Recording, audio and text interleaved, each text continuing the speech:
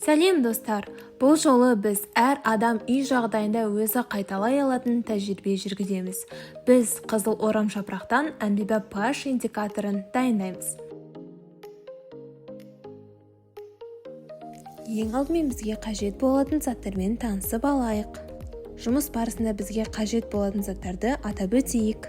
Химиялық индикаторлар ретінде лакмус қағазы, метил оранж және де фенолфталин. Ал табиғи индикатор негізінде бізде күлгін орамжапырақ. Құрал жабдықтар ретінде бізде химиялық стакандар, сынауықтар және де сүзгі. Күлгін орамжапырақпен жұмысымызды бастамас бұрын біз сіздермен 7-ші сыныпта өткен химиялық индикаторлармен жұмысымызды ең алдымен жасап көрейік. Ең алдымен біз 3 химиялық стаканымызға әрқайсысына су құйып аламыз. Өздеріңіз білетіндей, бізде табиғатта орта 3-ке бөлінеді. Ол қышқыл, бейтарап және де негіз. Бірінші стаканға сірке қышқылын құямыз.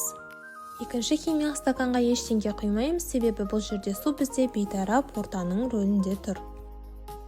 Үшінші химиялық стаканға біз сіздермен ас содасын қосамыз, себебі ас содасы негіздік қасиетке ие.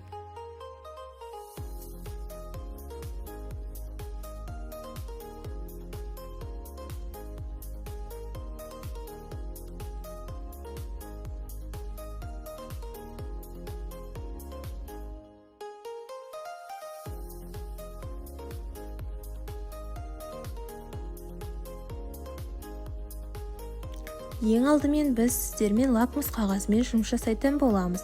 Көріп отырғандарыңыздай, бірінші стаканға салған кезде лакмус қағазы қызарды. Бұл дегеніміз қышқылдық ортаның көрсеткіші. Екінші химиялық стаканда бізде су екені белгілі.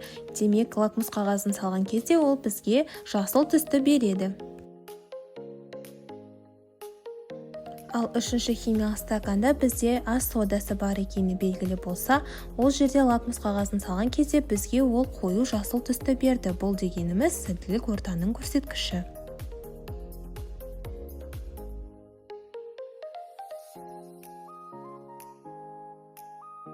Ендігі кезекте біз сіздермен метил оранж бен фенолфталинмен жұмыс жасайтын боламыз.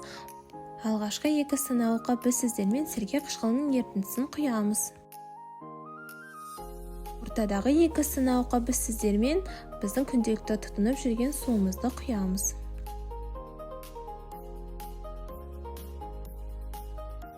Соңғы 2 сынауыққа ас содасының ерітіндісін құямыз.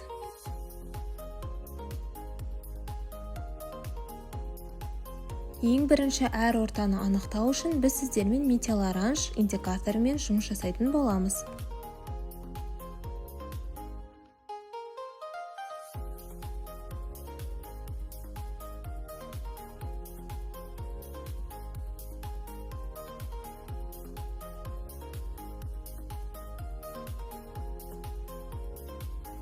Көріп отырғанымыздай бізде метил оранж индикаторы қышқылдық ортада қызғылт, бейтарап ортада қызыл сары және сілтілік ортада сары түсті көрсетті.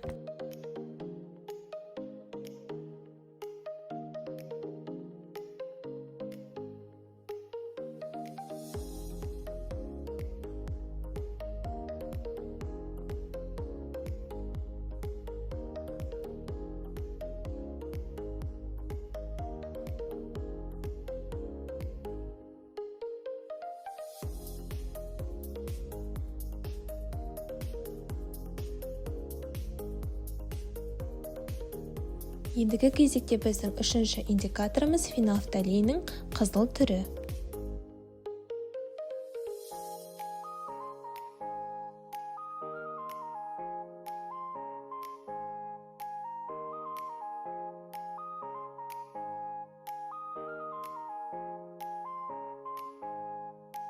Қызыл фенолфталин байқап отырғанымыздай бізде қышқылдық ортада сары, бейтарап ортада қызыл және де сілтілік ортада таңқурай түсті көрсетті.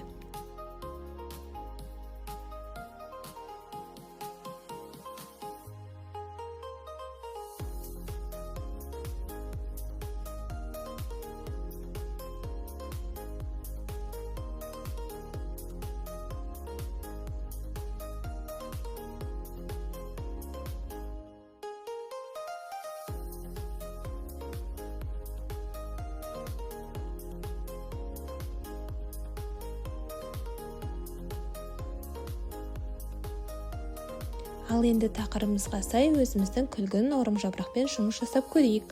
Бұл бізде табиғи индикатор болып саналады.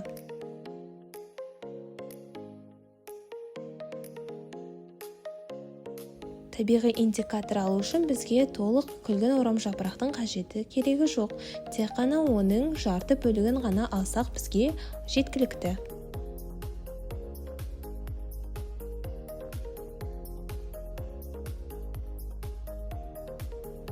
Байқап отырғандарыңыздай, орамжапырақты ең алдымен біз ұсақтап тураймыз.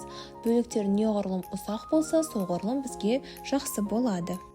Табиғи индикатор алу үшін бізге ең алдымен орамжапырақтағы қызыл күлгін түсті пигментті бөліп алуымыз керек. Ол үшін туралған орамжапырақты ыдысқа салып, үстіне қайнаған су құямыз. Осыдан кейін шамамен 20 минут күтеміз. Осы уақыт ішінде суда еритін заттардың көп бөлігі ерітіндіге өтеді.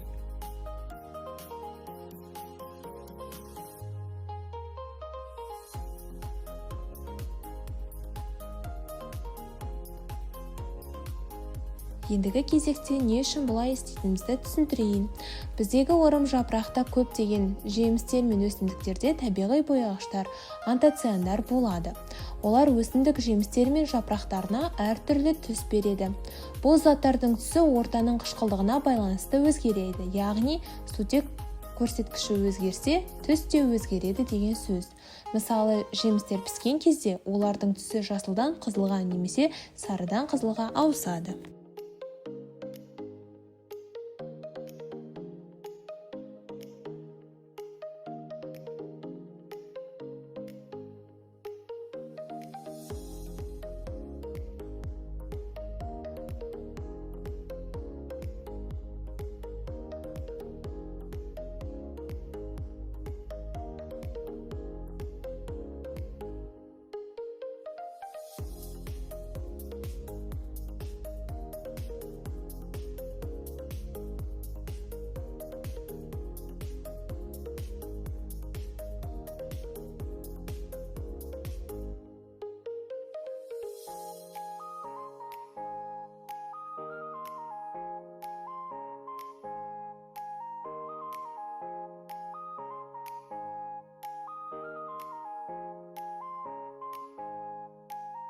Ендігі кезекте біз сіздермен түрлі орталарымызды дайындап алайық.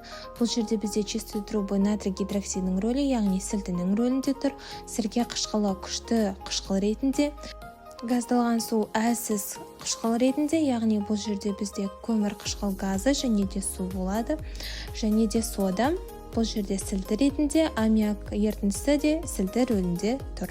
Және де біз 6-шы сынауыққа суды қосамыз. Бұл су бізде бейтарап ортаның көрсеткіші. 20 минуттай тұрған орамжапырақ бізге көк түсті индикаторды беретін болады. Ендігі кезекте біз табиғи индикаторымызды ерітінді қылып жасап алуымыз қажет. Ол үшін біз суды және де біздің алынған ерітіндіні бірде-бір қатынасқа келтіріп жасаймыз. Байқап отырғандарымыздай барлық сынауықтарда бірдей түрі келтірілген. Бірақ ол жерде бізде әртүрлі орта. Осы ортаны анықтау мақсатында біз қазір осы табиғи индикаторымызбен тексеріп көретін боламыз. Көріп отырғанымыздай әр сынауықта әртүрлі түс шығып жатыр.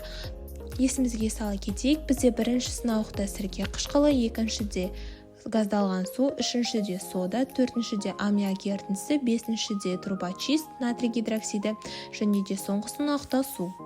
Сонымен қатар біз осы барлық түстерді бірақ химиялық стаканда көруімізге болады. Ол үшін біз химиялық стақанға индикаторымызды құйып аламыз, одан кейін осы біздегі натрий гидроксидінің ерітіндісін үстіне құямыз. Сол кезде бізге жасыл түсті береді. Бірақ дегенмен сәл уақыт өткеннен кейін бұл жасыл түс бізде сары түске ауысады. Химиялық стакандағы ерітінді бізге сілтілік ортаны көрсетіп тұр.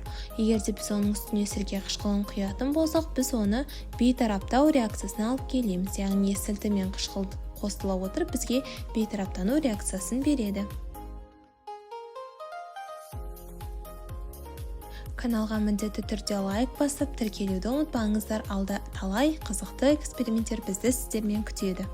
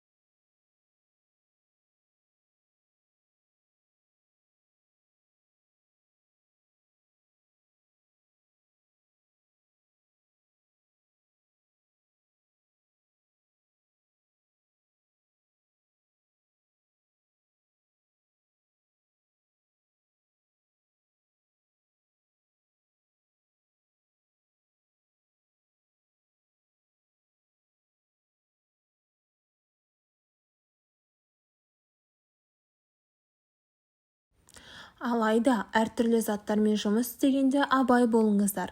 Натрий гидроксиді мен сірке қышқылы өте күйдіргіш заттар болып келеді.